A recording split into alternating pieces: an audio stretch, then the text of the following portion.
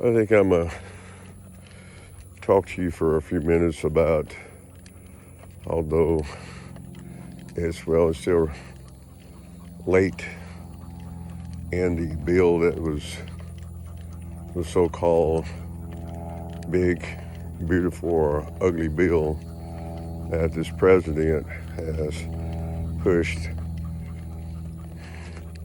I encourage you need to go in and it's over 900 pages.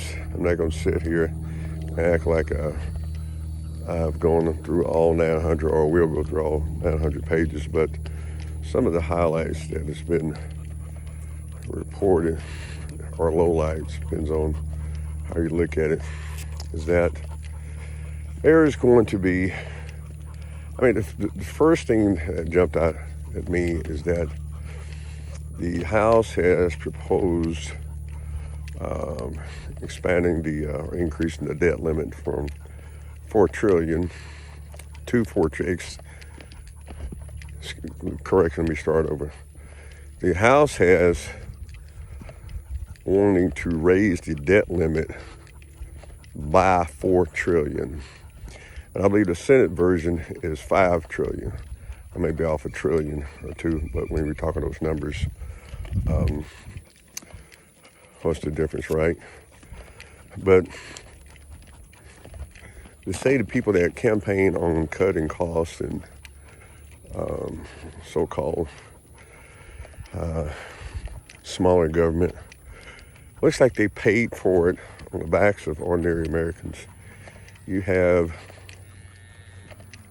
individuals that have been worked for the government for many, many years, so-called career government professionals.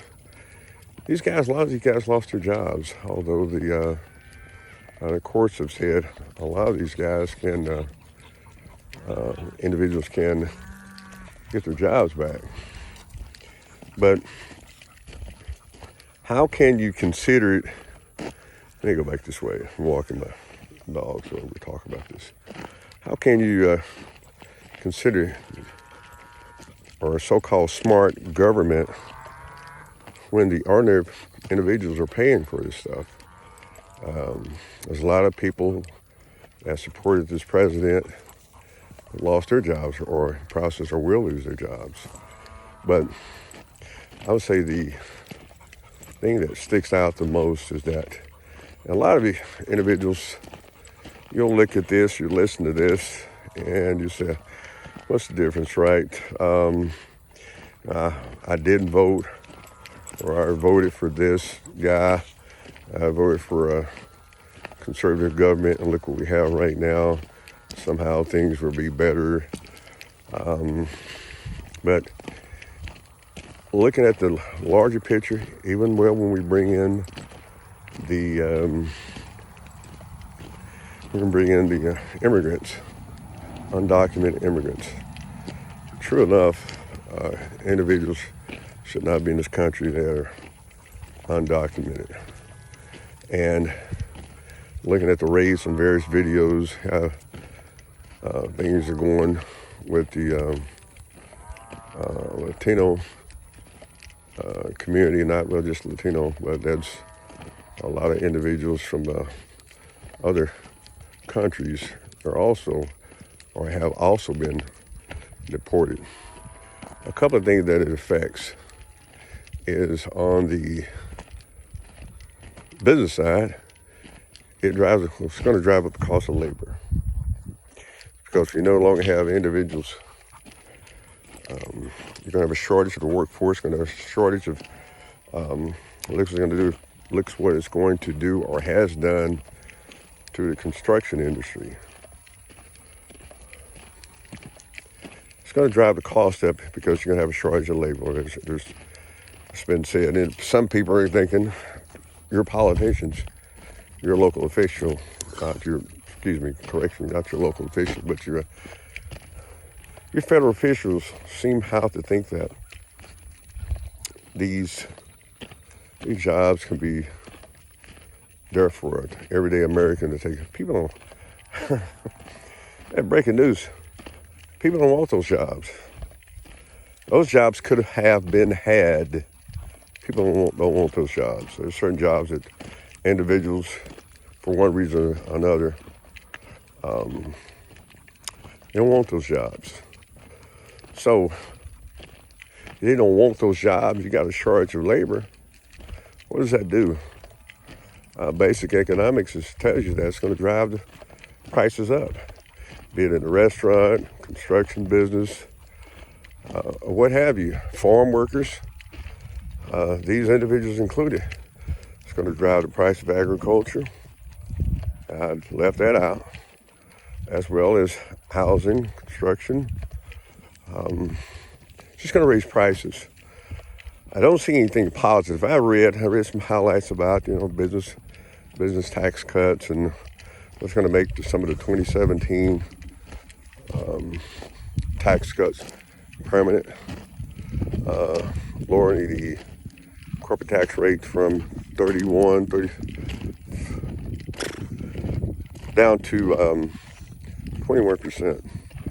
Hey, flashy news. Big businesses don't pay taxes. You pay them. You pass down the taxes down to the individuals. There was some time ago, that was back in probably the 90s, the year that a lot of you guys remember. Well, I know most of you guys are older than your 20s. But there was a year when,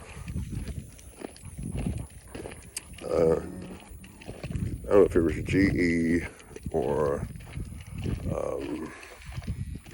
one of the larger auto companies, I believe it was GE, didn't pay any taxes, got over $100 million refund. So, newsflash, they're not paying the taxes you are. So, when we have somebody comes to you and says, well, this is going to create jobs, it's going to expand the economy, it's going to grow the economy, look at the long-term effects of it. Hey, these guys passing these bills, these guys be long gone. They don't care. They'll be dead and gone. It'll be your children, my children, grandchildren be paying for that. We're already in the mid-30s, $36 trillion in debt. What's another 35 trillion, right?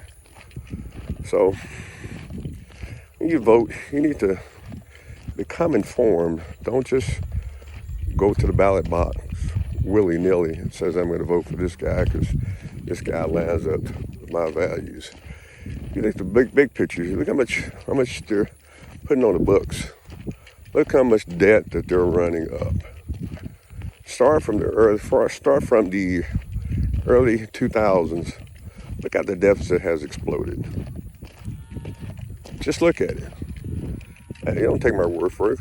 Go and Google it. So, just be informed and don't let anybody tell you anything. So that's my take for today, at least. Go get informed. Out.